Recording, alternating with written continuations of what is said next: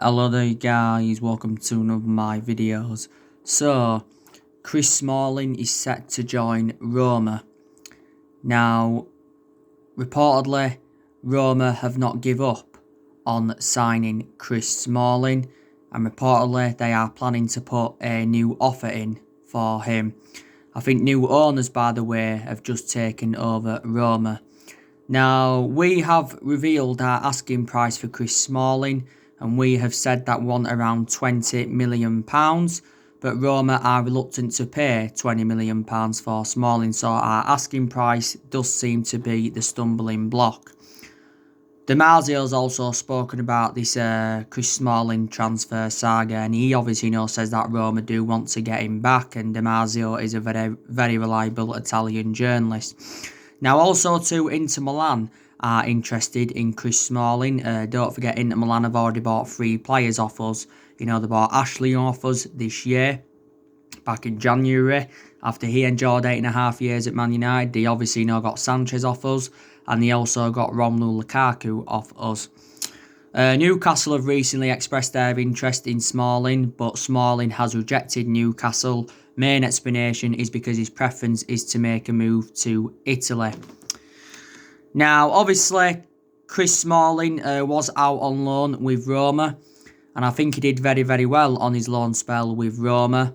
Last summer, Roma paid around £2.7 million to get him on loan. Solskjaer did reveal that he was in regular contact with Chris Smalling whilst he was out on loan with Roma. And he still insists that Smalling does have a future at Manchester United. Chris Smalling has got a contract with the football club until 2022. Chris Smalling has been a long servant at Manchester United. He's enjoyed the good as it 9 or 10 years with the football club. He has been with us since the Alex Ferguson era. But I'm actually surprised that Roma did not extend his loan. But some United fans would probably say keep Chris Smalling.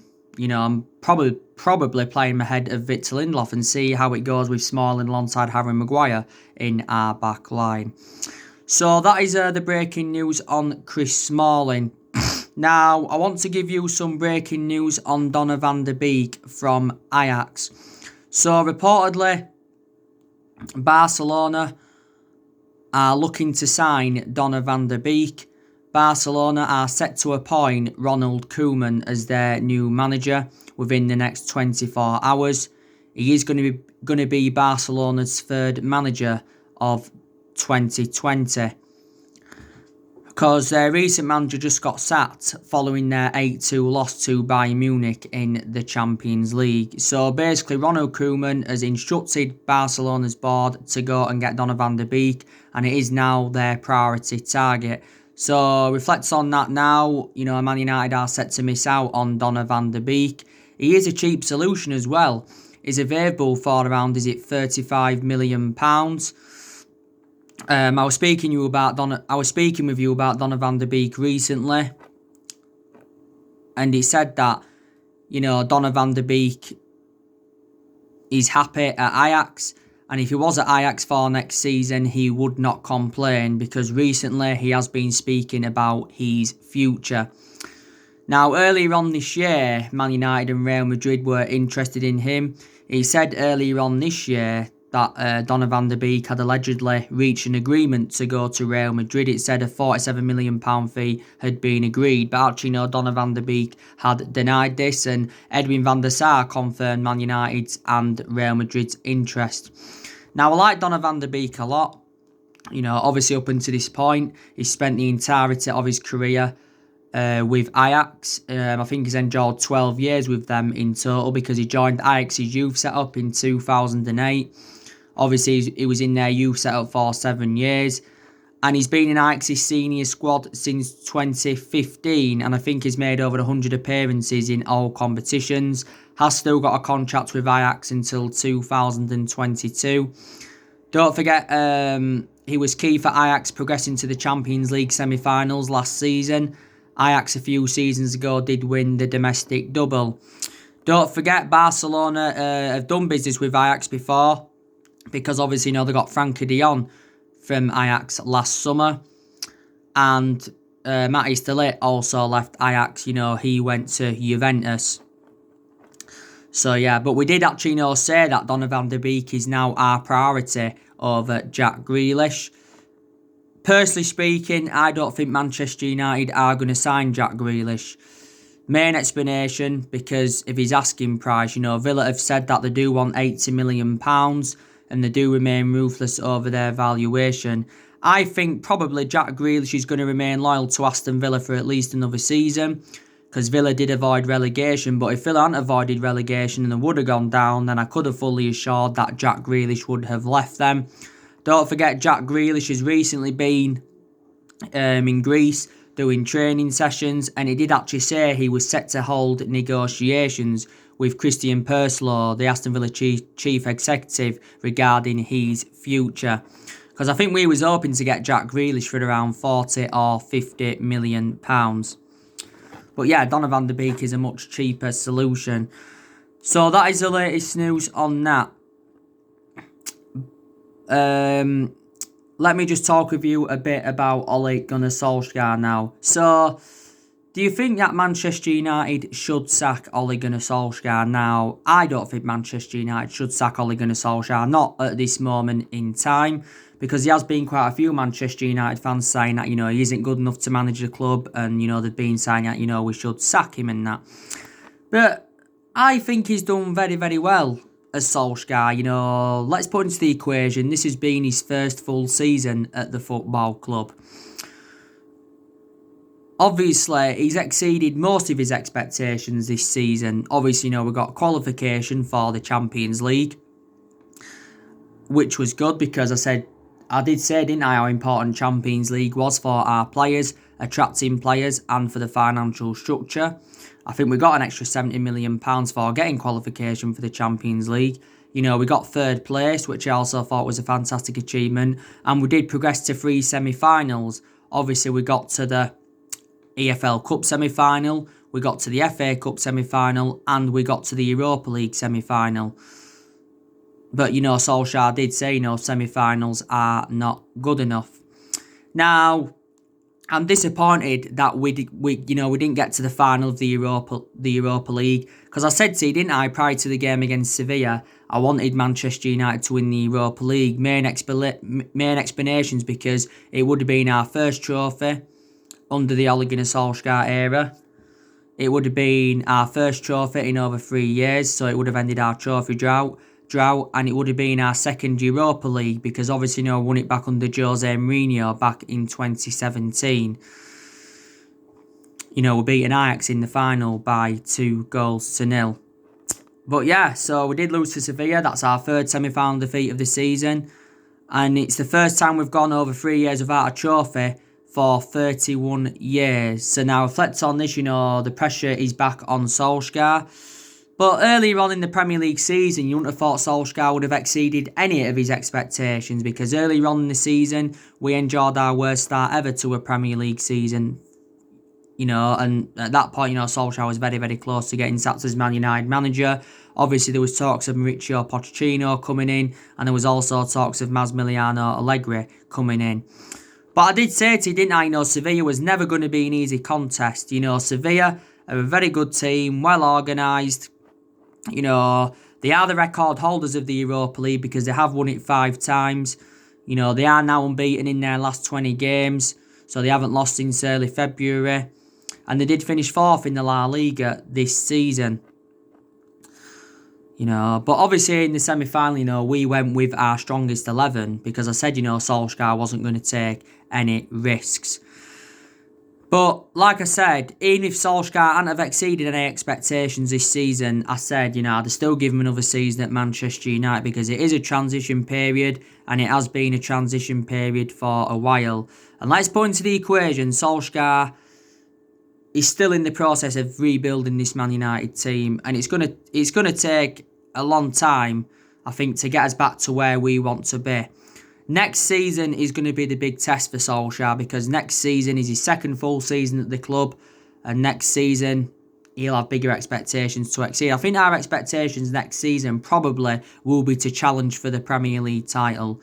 Like I said to we failed to mount any title challenge up in the last 7 years. We haven't won the Premier League since, 2013. We are the most successful team in Premier League history as it stands at the moment, though, because we have won 20 titles and 13 of them are Premier Leagues. But don't get me wrong, I've still seen an upturn in form since January. We haven't lost in the league since January, so we are unbeaten in our last 14 league games. We did go on a 19-game unbeaten run, don't forget, in all competitions until Chelsea beating us in the FA Cup semi-final. But it has been our best vein of form since Ole Gunnar Solskjaer was the interim manager. But there's a lot of United fans now on his back. I don't know if he's the foreseeable future for Man United. I think next season will tell the story. Give him at least another season. But I've seen improvements under him, like I've mentioned before. I think our recruitment's definitely improved under Solskjaer. So far he's made, 4 permanent signings at the club. Obviously, last summer brought Daniel James and Wan-Bissaka and Harry Maguire in. January brought Bruno Fernandes in, and obviously got Odion Ighalo on loan. And obviously, brought quite a few academy players in, and we have got a lot of good young players coming through. I think throughout the course of the season, Solskjaer's, had a lot of trustworthy in his young players. But when Solskjaer first got appointed in as Manchester United manager, he said everybody would get their chances to express themselves, including the young players, of course. I think in a lot of the big games throughout the course of the season, Solskjaer's approach to them games have been very, very good. He's also got rid of a lot of the deadwood since he got recommended into Manchester United. The players that we've seen leave since Solskjaer came in, obviously, Fellaini was the first player to leave Man United. He left in January 2019. He went to China. Fellaini did endure 6 years at the football club.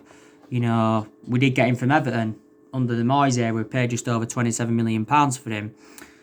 Obviously, we got rid of Antonio Valencia last summer after he endured 10 years at the club.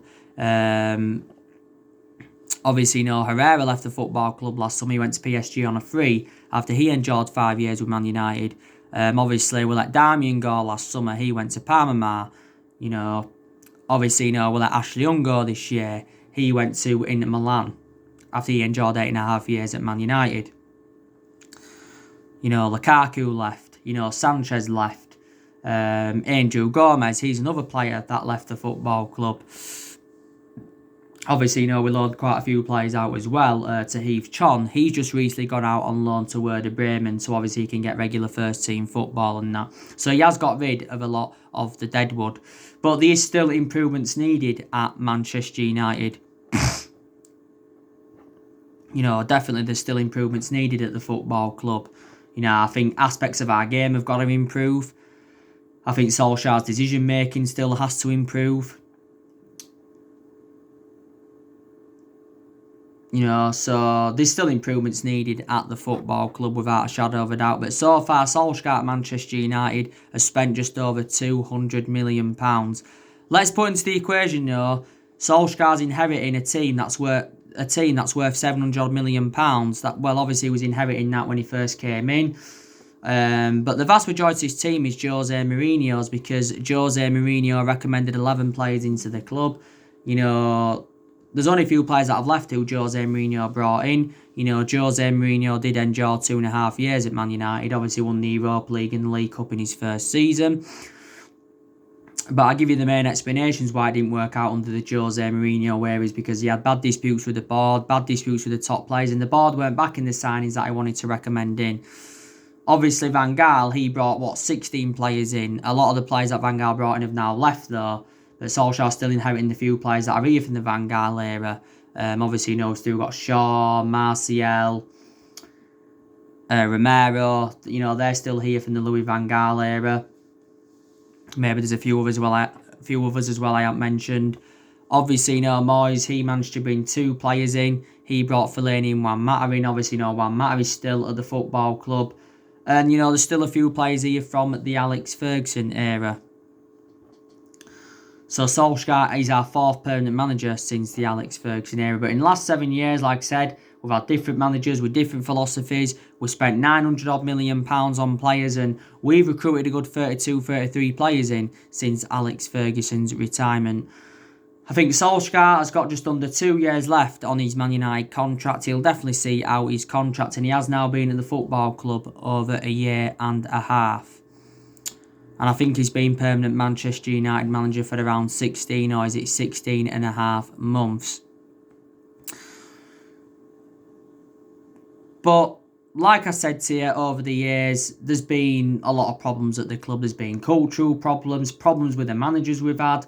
Since like the Jose Mourinho way, we've been in the process of trying to get a director of footballing to join Ole Gunnar Solskjaer's structure.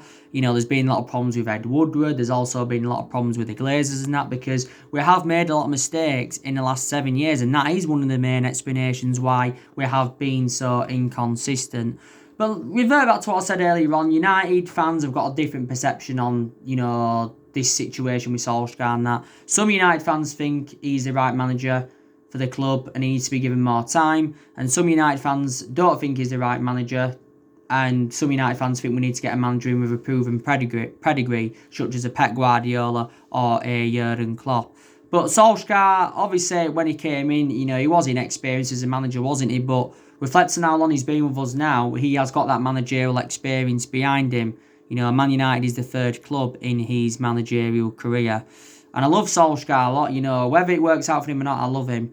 Because he was a great player for the football club. You know, he enjoyed 11 years as a player for Manchester United. You know, he really, really did. But this summer transfer window is Solskjaer's 4th transfer window as Manchester United manager. And there's big decisions to be made in this summer transfer window of obviously know what players he's going to recommend in and what players he's going to get rid of. Now, Solskjaer said he wants Manchester United to make at least 3 signings in this summer transfer window. I think Ed Woodward has said he wants Man United to make around 3 or 4 signings in this summer transfer window. At the end of the Premier League season, it said our transfer budget is being revealed and we've got around £140 million to spend. But Solskjaer has put a transfer demand into the board and he said he wants Man United to spend big in this summer transfer window. And Solskjaer, of course, has identified the areas in the squad where he does want to strengthen up. You know, I think we need a right winger, we need a holding midfielder, and we're also in search for a centre-half. You know, we are in search for a centre-half and that. But there's a lot of players on our agenda. You already know the news regarding Jadon Sancho from Borussia Dortmund. Lucien Favre has reiterated his wishes for Sancho to stay at Dortmund for next season. I'm not going to fully disregard Sancho coming to Man United because there is still a possibility chance that he could. But I just think it's very, very unlikely now that we are going to get him on the board. You know, he is our number 1 priority target. But we're now looking at alternatives to him. You know, there's a lot of alternatives we're looking at. I give you the news on Douglas Costa this morning from Juventus. Damasio's also spoken about this and he says we're interested in Douglas Costa. And we have been in negotiations with his agent. But our only element of concern about Douglas Costa is that he is, you know, injury prone, really. He's injury prone. Gabriel Magalhaes, obviously, he's been one centre-half on our agenda. The Lille president, Gerard Lopez, did recently confirm that he's going to be leaving Lille. I don't know where he's going, may go to Arsenal. Kalidou Koulibaly, he's been another centre-half on our agenda. But there you go. Like I said, I have got an idea of the players that we are going to get rid of in this summer transfer window. I think we're looking to get rid of Lingard. Also looking to get rid of Andres Pereira. Looking to get rid of Smalling, Rojo, Jones. We're also looking to get rid of Diego Dalot. Like I said to you before, I don't think Diego Dalot is good enough to represent Manchester United. Found game time very, very difficult at the club, but he did have back-to-back injuries earlier on in the season. You know, Eric Bay, you know, he could also possibly leave the club. Not because he's a bad centre-half, he's just injury-prone. And plus, he isn't one of our first-choice centre-halves anyway. Some United fans will say we need to sell Victor Lindelof because he isn't good enough to represent the football club. He's had some good games and he's also had some bad games. Juan Mata, I think he'll stay at Man United. I think he'll be here for next season. I know Juan Mata doesn't get a lot of chances now, but when he does make a fantastic impact. You know, Juan Mata has endured 6 years at Manchester United. You know, we did get him from Chelsea back in 2014 for just under £40 million. But yeah, we'll sell players, and obviously, you know, our transfer budget will increase. Like I've said to you, you know, Solskjaer has got a goalkeeping decision to make because he's facing a goalkeeping dilemma. Like he was saying prior to the Copenhagen game, you know, it's going to be hard for us to keep De Gea, Henderson and Romero all at the football club for next season. So we could possibly sell a goalkeeper. I've already said, you know, Solskjaer needs to put Dean Henderson as number one for next season, because I do believe now Dean Henderson's got that experience behind him. He's endured two successful loans with Sheffield United. And I've got to say, he has been Sheffield United's player of the season, has Dean Henderson. But Solskjaer did recently say that Dean Henderson is not yet ready to become Man United's number one goalkeeper, and that there was recent narratives coming out saying that we could loan him out again for next season, but he won't be going back to Sheffield United, because Sheffield United have agreed to get Aaron Ramsdale from Bournemouth for around £18.5 million. We are still in negotiations over getting Dean Henderson a new contract. Dean Henderson's contract at Man United, his current one, expires in 2022. But, you know, David De Gea has been our number one goalkeeper for several years. But I think now he's too much of a liability, because he has been poor in the last couple of years. Like I've said before, De Gea's had 7 good years out of the 9 years he's been at Man United and that. Some United fans have said we should sell De Gea in this summer transfer window.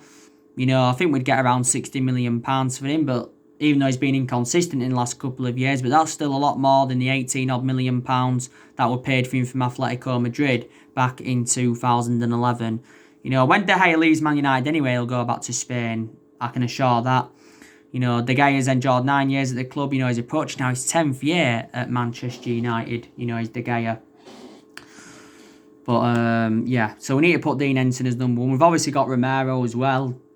Obviously, if Henderson was to be our number one, but De Gea was still to remain at the club for next season, then Romero would be third choice goalkeeper, and I don't think he'd want to stay at Manchester United as third choice.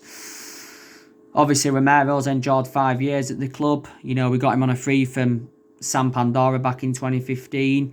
You know, Romero's just got under a year left on his Man United contract, but the club do have an option to extend it for a further year. I also think that Solskjaer's got to make a decision on the captaincy. Obviously, Harry Maguire is our captain at the moment, but Solskjaer's got to take the captaincy off Harry Maguire, because he isn't good enough to captain the team. You know, he doesn't show any leadership. Personally speaking, I think we should give the captaincy either to Paul Pogba or Bruno Fernandes. I really, really do. But we'll give Harry Maguire the captaincy, reflecting on Ashley Young's departure this year. You know, this has been Harry Maguire's first season at Manchester United. Obviously, you know, we got him in a deal worth £80 million last summer from Leicester. So he's the second most expensive sign at the club and the most expensive centre-half in the world. There's games where he's looked very, very good at the back, and he's played out from the back, and he's looked very good in the air and that. But there's some games where he's looked far too exposed at the back. He's been caught out on the counter-attack too easily. Also made individual errors, just like Lindelof.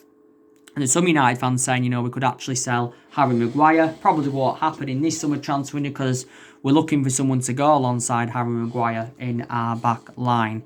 So let's just put that into the equation. We've definitely got to get Paul Pogba a new long-term contract at the football club, obviously to end the uncertainty over his future. As it stands at the moment, Pogba's just got under a year left on his Man United contract, but the club do have an option to extend it for a further year. A few weeks before the season finished, it said that Pogba was close to signing a 5-year deal at Man United. Fabrizio Romano came out the other week and said that Pogba's happy at Man United, and he said he does want to stay at the football club. He does want to stay at the football club. But recently, Paul Pogba celebrated his 4-year anniversary at Manchester United. But I think, you know, towards the end of the season, Paul Pogba made a fantastic impact. I think he's done well since come back from that ankle injury. Did well in some of the Europa League games. But like I said, didn't really have a perception on him for the vast majority of the season, because he was out with that ankle injury, was Pogba. But he has sustained quite a few injuries as a Man United player. Pogba is our most expensive signing because we did pay £89 million for him. But at one point, it was looking very imminent he was going to be leaving the club, because around this time last year, Pogba was saying that he wanted to leave Manchester United because he was seeking for a new challenge and all of that. He didn't only admit it, he publicly admitted that he wanted to leave. Real Madrid were convinced they could have got him. You know, there was a lot of narratives about him possibly going back to Juventus. PSG, Barca and Inter Milan were also in for him before. But I think he's staying now at Manchester United. He recently said that Juventus are willing to offer Paulo Dybala in a swap deal so they can re-sign Paul Pogba. Don't forget we was in for Dybala last summer.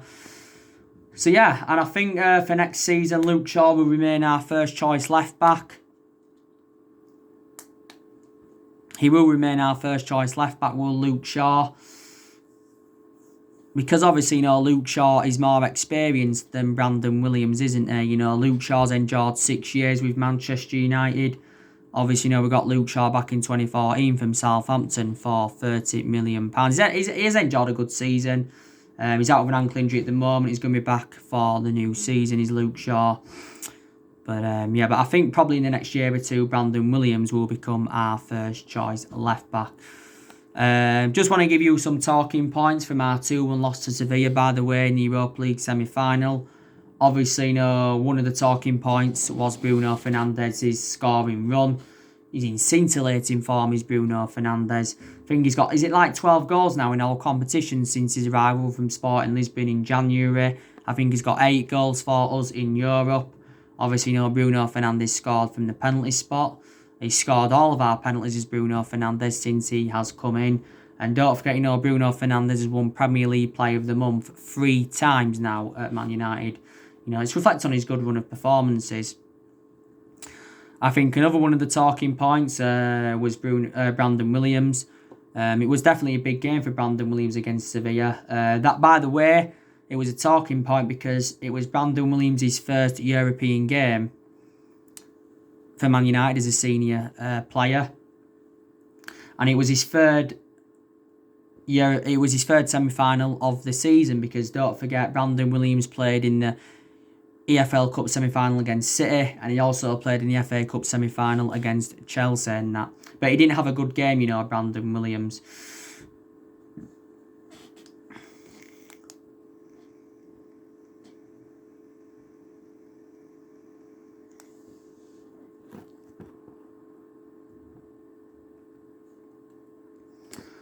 Didn't have a good game. He really, really didn't. Like I said though, I thought Martial had a good game. Pogba had a good game because they had some very, very good chances. You know, Greenwood had a great chance in the game. I just thought defensively shambolic. That's what let us down, really. You know, Lindelof was poor, made too many errors at the back. He was accountable for Sevilla's winner. You know, Bissaka caught our position for both goals as well. Williams, I think, was accountable for one of the goals. But not to worry now. You know, Solskjaer's obviously, you know, given us an update on our transfers, hasn't he? And he's quite sure that Man United are going to make any signings before the start of the Premier League season. Obviously, the new Premier League season starts on the 12th of September. But Solskjaer did say he's looking to improve the squad. He was recently talking about our young players anyway, saying that, you know, they've got plenty to learn, you know, on closing out games and, you know, achieving consistency in that. But this is, you know, what he did say after the game and that. But yeah, we'll keep Solskjaer as our manager for now. But if we obviously, you know, was to sack Solskjaer at some point, you know, who would come in to replace him? You know, would it be Pochettino? Would it be Massimiliano Allegri? But, you know, we will see what happens anyway. You can't just prejudge somebody after one game, can you? No, definitely. There's a lot of games throughout the course of the season where Solskjaer's got it tactically wrong and he's been very tactically naive. But there's some games where he has showed tactical flexibility as well. But, you know, Solskjaer obviously now at Man United knows his best 11. Obviously, he knows his best formation. He has gone with that 4-2-3-1 formation a lot throughout the course of the season. And he'll mainly stick with that formation. A few times he's gone with 3 at the back. In the game against, was it Copenhagen, he went with a 4-1-4-1. We don't usually go with that format. Or was it the last game went with a 4-1-4-1? I can't remember.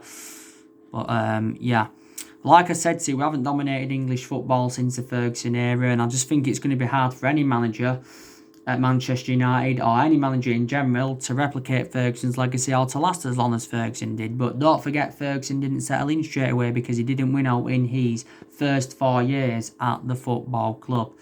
But all our success came under Ferguson. You know, won 38 major honours under him. You know, even before Ferguson, you know, weren't that good, were we really? You know, weren't good under Ron Atkinson, weren't good under Franco Farrell, got relegated under Franco Farrell back in 1974, which is 40 odd years ago now. Weren't good under Wilf McGuinness. I think he enjoyed like 18 months at the club. So, there you go. So anyway guys, that's everything to update you today. Drop your comments, likes below on the channel. If you do, consider subscribe as always, and take care, God bless, and I'll see you all again very, very soon.